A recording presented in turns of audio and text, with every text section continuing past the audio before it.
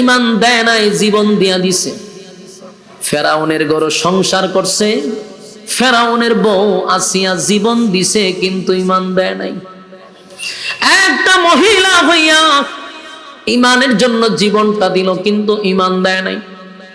সুমাইয়া ইমানের জন্য জীবন দিছে, ইমান দেয় নাই। আর আমরা আর বর্তমান সমাজের ইমান রং সার কাছে বিক্রি করে লাই, ঠিক না বিক্রি? রং সার কাছে ইমান বিক্রি হয়।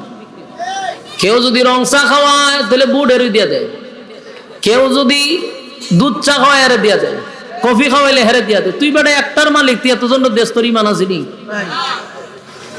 আমাদের ইমান এত দুর্বল। ইমান লড়াচড়া করে, এই ইমান লইয়া জান্নাতে যাওয়া কি সম্ভব? আল্লাহ বলেন আমিনু কামা আমানান নাস, ইমান আনো ওই মানুষদের মতো যারা ইমানের পরীক্ষা দিছে। রে তাকায় দেখেন একজন মহিলার ইমানের পরীক্ষা যদি দেখেন, আমরা এখান থেকে শিখা দরকার। একটা মহিলা হইয়া ইমানের পরীক্ষায় উত্তীর্ণ হইল, আল্লাহ এই জন্য বলেন আমিনু কামা আমানান নাস। এটা ফেরাউনের বউ হতে পারে। কেন পরীক্ষা দিস? আপনারা যদি হেমা দুই সাহেব থাকেন তাহলে আমি ওয়াজ করে কিতা করতাম। ঘটনাটা কিতা, এদিকে তাকান।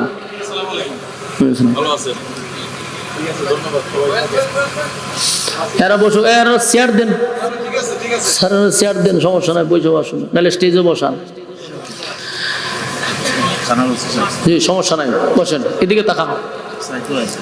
আমিনু কামা আমানান নাস, ঈমান আনো ওই মানুষদের মতো যারা অতীতে ঈমানের পরীক্ষা দিছে।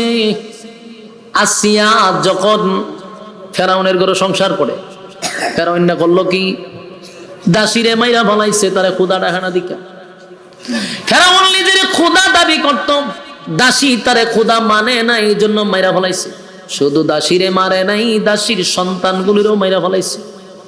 তো গর্বের সহিত বুক তাফা দিয়া আসিয়ার কাছে গিয়া কইতেছে, বউ মাইরা লাইছি। কি মারছ? দাসীরে মারছি। কেন? আমারে খুদা মানে না। আমারে খুদা মানে না দিকে তার বাচ্চা সহ তারে সহ আগুন দিয়া জ্বালায়া দিছি। আসিয়া কয়, যারা মানুষের উপরে জুলুম করে এরা তো খুদা না, এরা তো জালেম। আর জালেম রে খুদা ডাকবো কিভাবে? আমি নিজেই তো তোর বউ হইয়া তোরে খুদা মানি না। ফেরাউনের মাথা আসমান ভাঙ্গিয়া পড়ছে যে আমি যে খুদা, আমার বউ হইল খুদি। খুদার বউ কি? খুদি। তা আমি খুদাগিরি করি সারা দেশে, আমারে খুদা ডাকে, কিন্তু আমার বউ যে খুদি, আমারে খুদা মানে না, তো আমার খুদাই থাকবো। তো করলো কি, যখন বউ কইছে তোমার খুদা মানি না, ফেরাউন কয় সর্বনাশ, বউটা কিতা কইছস? যদি মানুষের শুনে তেনি ইজ্জত থাকবে, মানুষ তো আমাদের খুদা ডাকে। তো ফেরাউনের একটা বন্ধু আছেন সামসাই। কি পৃথিবীতে যত নেতা আছে দেখবেন, নেতারা কিন্তু এতটা খারাপ হয় না, একটু ভদ্র থাকে, কিন্তু সাথে যে সামসা থাকে এটি সবচেয়ে বড় বদমাইশ হয়। যত জায়গা দেখবেন সামসাগুলির মতো খারাপ কেউ নাই, এই নেতাগুলিরে খারাপ করে সামসাটি।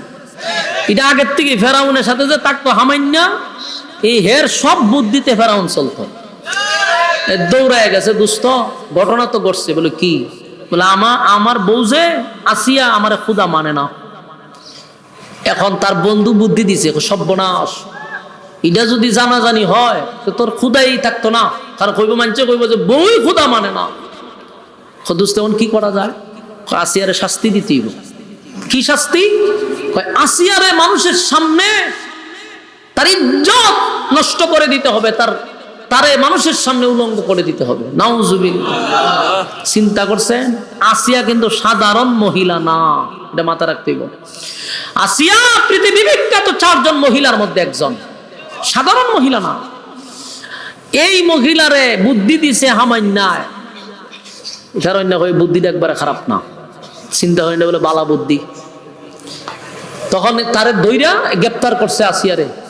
আসিয়ার শর্ত দিছে, খোদা মানবি? আসিয়া কয় তুই জালেম, তোরে খোদা মানা যায় না। যিনি খোদা তিনি চিরঞ্জীব, যিনি খোদা হবেন তিনি জন্ম দেন না, জন্ম নেন না, ওনার সমকক্ষ কেউ নাই। উনি ঘুমায় না, উনি খায় না। তুই খাস, ঘুমাস, জন্ম দে, সবই করস, তুই খোদা হস কেমনে? ঠিক না বে ঠিক? আল্লাহ বলেন লাম ইয়ালিদ ওয়া লাম ইউলাদ, আমি কারো কাছ থেকে জন্ম নেই নাই, কাউরে জন্ম দেই নাই। ওয়ালাম ইয়াকুল লাহু কুফুয়ান আহাদ, আমার সমকক্ষ, আমার সমতুল্য কেউ নাই। আল্লাহর ঘুম আসেনি? লা তাখুযুহু সিনাতুন ওয়ালা নাওম, আল্লাহর ঘুমও নাই, তন্দ্রাও নাই। ফেরাউন, তোর ঘুম আছে, খাওয়ান আছে, বউ আছে, বাচ্চা কাচ্চা আছে, তুই কেমনে খোদা হস?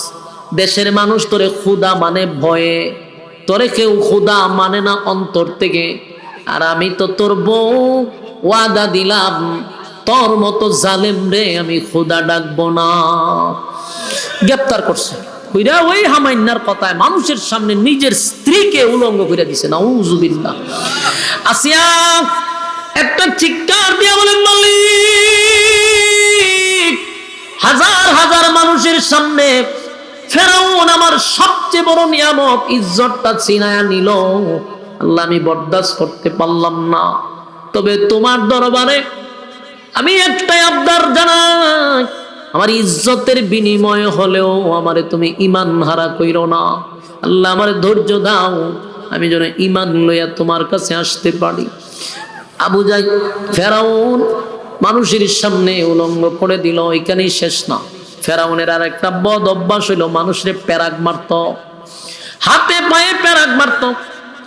এই জালেম আসিয়ার হাতে পায়ে প্যারাগ মারলো। প্যারাগ মারার পরে হামাইন্না বুদ্ধি দিছে, দোস্ত এমনে হবে না, আসিয়ার শরীরের চামড়াগুলি তুলে ফেলো, যন্ত্রণায় সহ্য না করতে পেরে তোমারে খোদা মানব। ফেরাউন নিজের স্ত্রীর শরীরের চামড়া উঠায়া দিছে রে। আসিয়া আসমানের দিকে তাকায়া বলে, মালিক আর বরদাস্ত করা যায় না। হাতে প্যারাক, পায়ে প্যারাক, জীবন্ত মানুষের শরীর থেকে চামড়া উঠায়া দিছে রে, কোনোভাবেই সহ্য করার মতো না। এরকম পরিস্থিতি যদি আমাদের হয়, বলুন আমাদের কয়জনের ঈমান থাকবো? আমাদের ঈমান এত দুর্বল, এত দুর্বল, আমাদের মারা লাগে না। আমরা তো কয়েকটা জিনিসের জন্য ঈমান ছেড়ে দিই, ঠিক না বে ঠিক? একটা চেয়ার পাইলে আমার মতো হুজুররা ঈমান ছেড়ে দেয়। আমার যুবক ভাইয়েরা, কিন্তু ফেরাউনের বড় সংসার কইরা, ফেরাউনের ঘর কইরা আসিয়া কিন্তু ঈমান দেয় নাই, শরীরের চামড়াটা তুলে ফেলছে। আসিয়া সহ্য করতে পারে না, আল্লাহর দরবারে ডাক দিয়া বলে, মালিক আর বরদাস্ত করতে পারি না। আল্লাহ, আপনার পাশে আমার একটা ঘর বানায়া দেন, আমারে আপনার পাশে নিয়ে যান। সুবহানাল্লাহ। আমার যুবক ভাইরা, আসিয়া যখন তারে খোদা মানে না, এবার হামান বুদ্ধি দিছে, দুষ্ট আসিয়ার দুনিয়ার থেকে বিদায় করে দেয়। ফেরাউন বড় একটা পাথর লইয়া আসিয়ার মাথার সামনে দাঁড়াইছে। দাঁড়াইয়া দেখে আসিয়া আসমানের দিকে তাকাইয়া মুস্কি মুস্কি হাসে। সুবহান। ফেরাউন ডাক দিয়ে বলে, আসিয়া এই মুসিবতের সময়, এমন একটা সময় কোনো মানুষের মুখ দিয়া হাসি আসার কথা না।